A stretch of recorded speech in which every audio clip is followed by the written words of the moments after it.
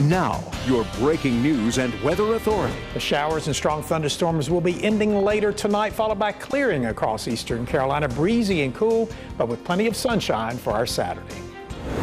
New at 6 on WITN. There are several reports of injuries related to the storm this afternoon. We'll have live reports from areas hit by the wicked weather. This is pretty unusual incident. It's out of the ordinary, and that's why it concerns me a little bit. Greenville police are investigating a sexual assault involving 2 young women, one of them an ECU student. It happened in the parking lot of an apartment complex near campus. The latest details into what happened.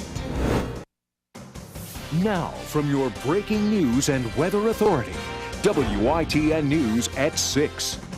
Storms have already caused damage and injuries across eastern Carolina, and the threat isn't over yet, with severe thunderstorm warnings and a tornado watch still in effect. Damage is reported in several counties, including Duplin, where 1 person was injured, and in Craven County, where 2 children were struck by lightning. We will have live reports on all of that in a moment, but first we head over to Chief Meteorologist Marvin Doherty with what we can expect heading into the evening. Marvin? Oh, thanks a lot, Dave. We certainly had some showers and storms out there, especially in the central portions of eastern Carolina this afternoon. There are several storm reports out there. Most of it has involved some wind damage, some hail in and around Duplin County, especially near the Beautiful area earlier, and also some wind damage around western Jones County and even north of the Kenansville area. That system generally has weakened during the late afternoon, but we still have a tornado watch in effect for all of eastern North Carolina until about 8 o'clock tonight at this point, which means the potential at least is there for a tornado or certainly severe weather. Now, right now, the severe weather, you can see some of the counties that were earlier under those severe thunderstorm warnings, they have now gone away, but we do have some more storms popping up here near the cold front from near Raleigh up through near Rocky Mountain, Roanoke Rapids area. That's pushing on to the east. It looks like the best chance of maybe severe thunderstorms through the evening would be across our northern counties. Right now, we're taking a look at the radar out there. Nothing much going on here, but we are watching that line back to the west. For more on that, let's go to meteorologist Greg Armbrecht for an update on the radar. Greg? Yeah, we've been keeping on that secondary line off to the west all day. It's been there all day. Earlier today was another area of moisture that we watched where we saw some stronger showers and thunderstorms, especially for our southern counties. This evening it could be the exact opposite. I'm starting to think our northern counties have the better shot at the severe weather. Let's take a look at Viper. Earlier today with that rainfall for our southern counties, it's certainly going to rob some of the energy. We'll have to see if it can re-energize over the next few hours as that frontal system pushes through. We'll be giving you the very latest at WITN.com, and we'll be on Facebook. But again, next 3 or 4 hours, we'll have that frontal system be pushing through the area, and then after that, we'll begin to clear our skies. Marvin? That's right. We'll continue to monitor that through the evening hours, and of course we'll be here as necessary through the evening, certainly for any tornado warnings potentially if they occur tonight. But the heaviest activity right now with that severe thunderstorm warning occurring in the Halifax County area. That's pushing on to the east. Farther south, we do have a fairly strong cluster of storms now moving in toward the Kenansville area and Sampson County here, moving in toward Duplin County. We'll watch that area move up north and eastward here into Lenore County probably within the next 45 minutes or so. So we'll be on guard for that, a very strong area of storms. And that's just ahead of the strong cold front that'll be clearing the area. As that front comes through tonight, we'll have wind gusts 20 to 35 miles per hour with shifting winds and much cooler temperatures and clearing skies by morning. I'll have more in just a few moments. Lynette, Dave. All right, thanks, Marvin. Still a lot to look out for this afternoon and evening. Well, 2 young Craven County girls are counting their blessings after having a close call with a bolt of lightning this afternoon. Yeah, the 2 were getting off the bus coming home from school when it happened. Kelsey Smith talked with her and joins us live now from New Bern. Kelsey. Dave and Lynette, I just got back from speaking to the very lucky little girls who said all they remember is being thrown to the ground. The mom said it happened so fast. The family all knows, though, that they are very lucky tonight.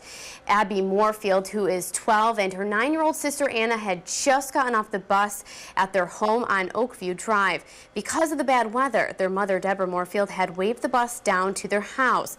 That's when the 2 walked next to some trees in their front yard, and there was a loud crash and a bolt of lightning. We were running to get to inside the house, and then this big thunder, I don't know what it was, it just knocked us down face forward on the ground. When Abby got in the house, she couldn't feel, she was screaming and crying, she couldn't feel her leg or her hand, and when we saw the marking, we knew that she had been, well, something happened. We thought she was struck by lightning. The parents called their family doctor first, who told them to call 911. Now, once EMS got on the scene, they checked out Abby, gave her an EKG, and said she is going to be all right. David Lynette. All right, definitely very lucky young lady. It's just amazing to see something like that, but we know the possibilities are out there. Yeah, unbelievable when we heard that earlier in the newsroom with one person, then find out that 2 people were struck, and then to find out that they're both okay. It is pretty amazing. Yes, it is. Now, we've also received reports of damage in Duplin County. And that is where Carly Swain is. She joins us live on the phone now with the latest going on there. Carly? David Lynette, it's so funny that we were talking about tornado warnings and watches. That's exactly what people here in Duplin County are asking me if we saw the tornado that hit down the road. It was not, in fact, a tornado. According to emergency officials just off of Highway 111 in the Sorrento area, some straight-line winds came through and did some severe damage, taking one metal carport, throwing it across the lot, across the lawn, hitting a van where a 16-year-old was inside. That was Grayson Hatcher. He's a little shook up now, but doing just fine. That metal carport, after hitting the van, totaling that van, then swept itself up onto the top of the mobile home it was next to. Inside that mobile home, Grayson Hatcher's grandparents. They said a lot of force from that metal unit on top of the roof not only put a hole in the side of their mobile home, but it also knocked over an antique armoire, hitting Grayson's grandmother in the back of the head. She was transported, but emergency management officials say it's not an emergency transport. They're just taking her to the doctor to make sure everything's okay, get a basic checkout. Take a listen to Grayson describing what happened this afternoon. Well, I was sitting in my van by myself, and I was on the phone. After I got through using the phone, you know, the van was rocking back and forth. That's when it hit the van and crushed it. And I could not get out of the van because I was pinned down. Now, of course, we'll go ahead and stay in Duplin County, as both Marvin and Greg mentioned. We're looking for more storms to roll through within the next 45 minutes. We'll keep you up to date with any other storm damage as more information comes into the newsroom. David Lynette. All right, thanks, Carly. Carly Swain live tonight in Duplin County, where just some unbelievable damage there, and some stories to tell, too, about being able to survive that. And being inside the van, not only seeing that piece of metal come down, but the fact that he was able to get out, even though he was trapped in it at first, and he doesn't look like he has a scratch on him. Very good to see that. Yeah. Well, Hillary Magosh now continues our coverage. She is in Jones County, where emergency crews are dealing with a barn blown into the roadway there. Yeah, she joins us live on the phone with more. Well, David Lynette, Shiver Lane off of Highway 41 in Comfort just reopened about 10 minutes ago after DOT workers cleared a farm equipment barn from the road. Now, neighbors say around 3:15 this afternoon there was a lot of hail and very, very strong winds, and the next thing they knew, the farm equipment shelter, about 150-foot-long shelter, blew over and into Shiver Lane, blocking traffic in both directions. Now, luckily, no one was hurt, and the DOT used a front-end loader to push the debris out of the road. And again, Shiver Lane has now reopened, although there's still piles of debris on both sides. So the good thing is, of course, that no one was hurt, and again, the road has now reopened. Steve Lynette. All right, thanks so much, Hillary. Now for the latest and up-to-date information on the storm system as it moves through our region, you can log on to WITN.com. We have several links that will take you to the detailed information on the weather alert. A link is also provided there for delays and closings for area schools and businesses. Investigators say a preliminary report says an electrical short may have caused yesterday's fire that killed 3 children in Onslow County. 12-year-old Tabitha Pittman, 8-year-old Elijah Pittman, and 6-year-old Gabriel Pittman died in the fire at their home on Wilmington Highway. Sheriff Ed Brown says all 3 of the people were on the first floor of the home, and investigators believe the older child was possibly trying to get the other 2 out. The sheriff says a preliminary report by the ATF, SBI, and the Onslow County Sheriff's Office indicates the cause of the fire was possibly an electrical short in the kitchen area. Well, their mom, Janetta, and 10-year-old sister, Hannah, were taken to the burn center in Chapel Hill. Hannah has 3rd-degree burns on her hands, arms, face, and part of her back. Janetta is having respiratory issues from smoke inhalation. Well, the outpouring of community support continues to spread in Onslow County as people do what they can to help the Pittman family. The Onslow County Sheriff's Office says donations have been flooding their office with items and also monetary help for the family. Local businesses are also taking part in doing what they can. Brewed Awakenings on New Bridge Street in Jacksonville put up a sign yesterday that they will be giving away free coffee on Monday in exchange for donations for the family. And if you want to help, you can head to WITN.com for all of the contact information. Some scary moments for two young women at an apartment complex near ECU's campus early this morning. Police say a man exposed himself to them in the parking lot. Then he started to attack one of them while the other ran for help. Well, Brittany Gunter talked with police and people who live in that apartment complex about the incident. She joins us live now from our Greenville studio. Brittany. Dave Lynette, the incident happened in the parking lot of First Street Apartments. The complex is near ECU and a lot of young people and students live there. Residents I talked to today said they usually don't have any problems, but this incident has scared them. At the First Street apartment complex in Greenville, you will see many young people walking around, driving in and out, and walking their dogs. Jordan Evans says she's lived here for almost a year and never had any trouble. So when she heard about a sexual assault involving two young women in the parking lot, she was shocked. It's really scary. If that would have happened to me, I would still be terrified. Greenville police say the two young women were walking in this parking lot early this morning when they were approached by a man. That man then exposed himself to both of the women. He tackled and attacked one of them. When the other went running, he started chasing her. Police say that woman was able to make her way inside the apartment complex, and so the suspect ran off.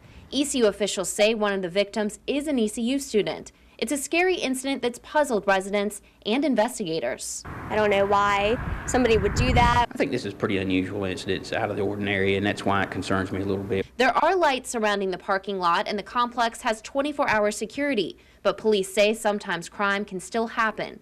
Now the goal is to find the suspect. Police say they were able to get forensic evidence at the scene, and they are following up on leads. We're working our tails off to locate this guy, and identify him, and put him in jail. The suspect is described as a light-skinned black man in his mid-20s, about 6 feet tall and weighing between 150 and 160 pounds. He was last seen wearing blue jeans and a white t-shirt. This afternoon, a text alert did go out to ECU students telling them about the assault. ECU officials say a victim's advocate will be working with the victim in this case as needed. Lynette and Dave. All right, thanks, Brittany. Well, that apartment complex has been open for just 3 years. Now, managers say they have never had an incident like this happen there before. They say they take the security of their residents very seriously. And more storm coverage is straight ahead. Stay with us. Well, we continue our coverage of some of the damage that's been seen across the east because of the storm. Yeah, we head back to Duplin County now, and Carly Swain. Injuries to report here in Duplin County, but it's pretty clear the weather had quite an impact. The red roof that you see on top here is not the original one that came with this mobile home. My name is Grayson Lee Hatcher. Well, I was sitting in my van by myself, and I was on the phone.